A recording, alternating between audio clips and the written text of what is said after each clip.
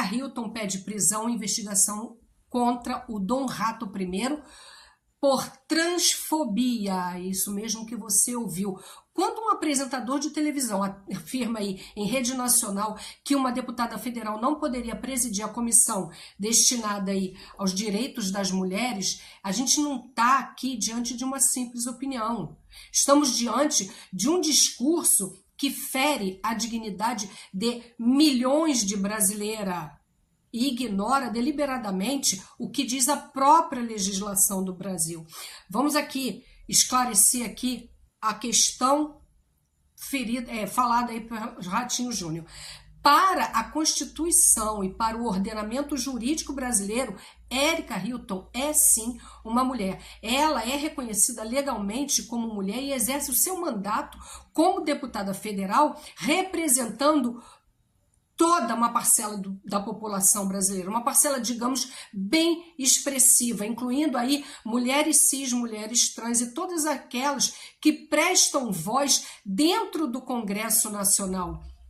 E o Dom Rato I, ele ignora esse tal fato. Quando alguém diz que preferiria que a Comissão das Mulheres, aí, dos Direitos das Mulheres, fosse presidida por uma mulher que menstrua, uma mulher que gera filho, eles está ali reduzindo a identidade feminina a uma simples função biológica. Talvez nem seja assim tão simples, é uma coisa complexa, mas é somente a biologia a que ele se refere. E isso não é uma ignorância, isso é uma forma de desumanização, porque se ser mulher dependesse de menstruar ou apenas de gerar filhos, então surge aqui uma pergunta.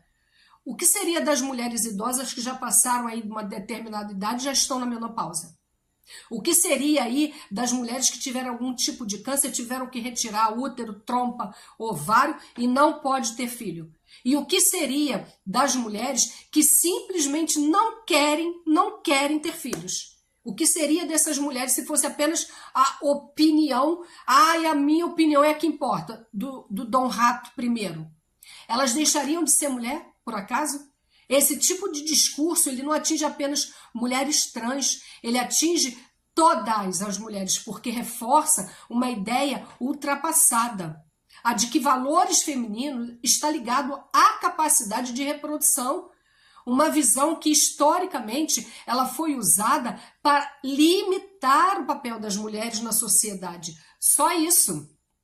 E há aqui um ponto que é mais profundo aqui desse debate, revelado por dados de relatórios de direitos humanos e pesquisas de comportamento digital. O Brasil ele representa aqui um paradoxo muito cruel. Ao mesmo tempo que ele lidera o ranking de violência transfóbica, ele também aparece entre os países com o maior consumo de conteúdo adulto envolvendo pessoas trans. Exatamente. Isso é um paradoxo que revela aqui algo perturbador. Relatórios indicam que enquanto mulheres trans elas são amplamente fetichizadas no consumo digital, essa objetificação ela não se transforma em respeito. Muito pelo contrário, elas não têm reconhecimento, elas não têm segurança. Você tá conseguindo compreender a complexidade aqui?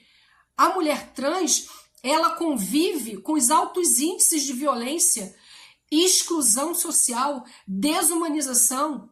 Ou seja, muitas vezes essas mulheres são vistas como um objeto de curiosidade ou de fantasia, mas nunca como uma pessoa digna de ter ali os seus direitos, o respeito, a participação plena na sociedade. E Érica Hilton, ela não representa apenas um grupo específico, ela representa uma luta.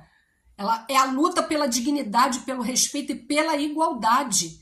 Ela representa mulheres que nunca tiveram espaço na política, mulheres que nunca tiveram ali condições de ocupar um espaço que é da mulher trans também por direito. Mulheres que foram silenciadas, mulheres que tiveram a sua identidade constantemente questionada. E para muitas pessoas, ela representa ainda algo muito maior: coragem. Coragem de enfrentar o preconceito em rede nacional.